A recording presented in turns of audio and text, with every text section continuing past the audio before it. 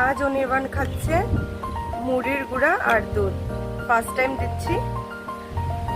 Doctor ওকে বললো এটা দুধ দিয়ে মুড়ি গুঁড়া খাওয়ানোর জন্য। দেখি ওর রিয়াকশনটা কি।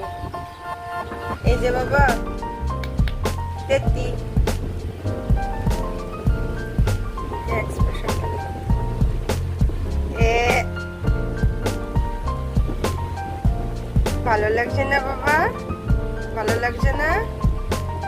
তেত্তি না? ভালো লাগেনি ওর। ও যেভাবে ফ্রুট জুসটা খেত এটা কিন্তু খাচ্ছে না। ফার্স্ট টাইম দিলাম তো তার জন্য। আচ্ছা, তারপরে ঠিক হয়ে যাবে।